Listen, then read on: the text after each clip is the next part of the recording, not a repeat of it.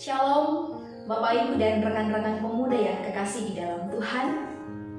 Selamat berjumpa kembali dalam renungan kita hari ini. Dan saat ini bersama-sama kita akan belajar tentang status kita sebagai orang percaya yang sudah dipanggil untuk merdeka. Mari kita membaca firman Tuhan dalam Hosea pasal 11 ayat 1 sampai ayat yang keempat. Ketika Israel masih muda, kukasihi dia, dan dari Mesir kupanggil anakku itu.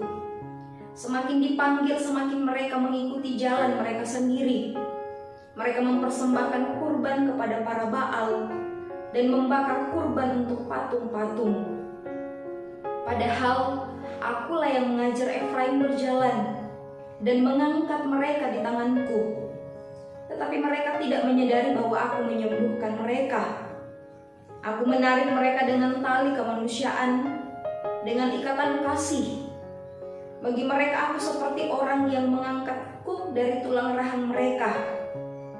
Aku membungkuk untuk memberi mereka makan. Amin.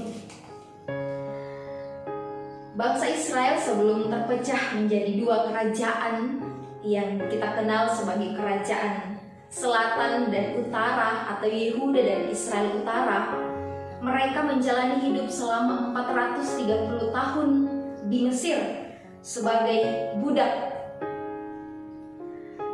Sebagai budak, mereka dipaksa untuk mengerjakan pekerjaan berat. Mereka mendapatkan perlakuan kejam dan siksaan dari orang-orang Mesir pada waktu itu. Kondisi inilah yang kemudian digambarkan dalam ayat pertama yang sudah kita baca, yang kemudian menginisiasi Allah untuk membawa bangsa Israel keluar dari tanah Mesir. Allah ingin menjadikan bangsa Israel itu menjadi bangsa yang merdeka atau bangsa yang bebas dari perbudakan. Ketika bangsa Israel sudah keluar dari Mesir menuju ke tanah yang dijanjikan oleh Tuhan, Allah menyediakan semua yang bangsa itu perlukan. Allah menjamin keamanan dan kenyamanan mereka.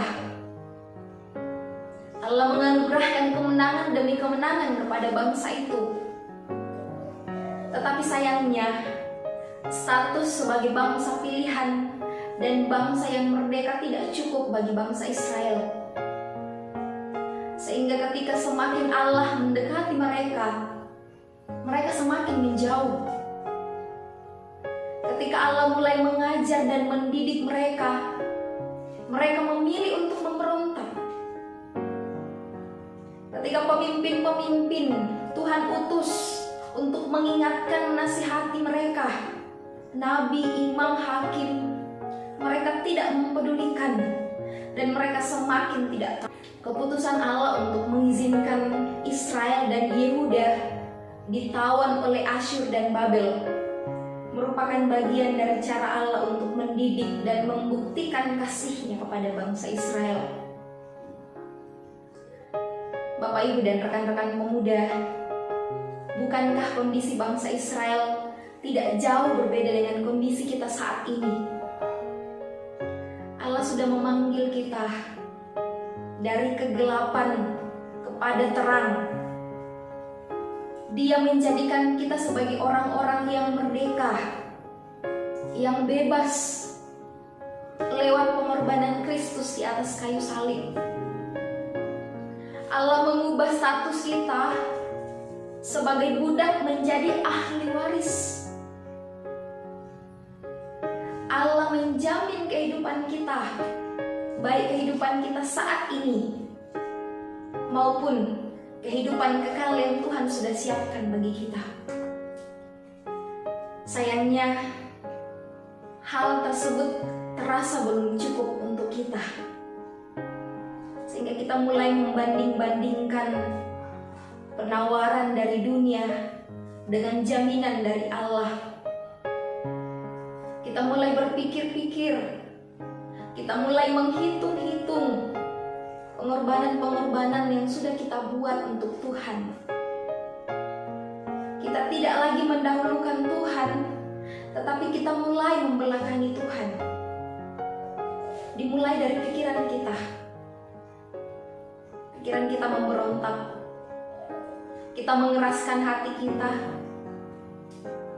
Sampai semua kehendak kita tidak lagi sejalan dengan kehendak Tuhan.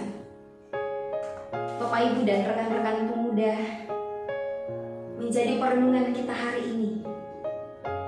Apakah benar status kita saat ini sudah berubah menjadi orang yang merdeka di dalam Tuhan?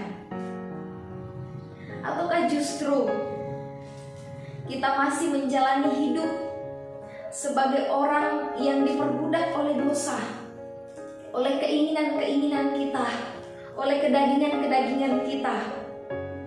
Mungkin kita masih ditawan di bawah pengaruh-pengaruh ilmu pengetahuan dan teknologi yang semakin berkembang.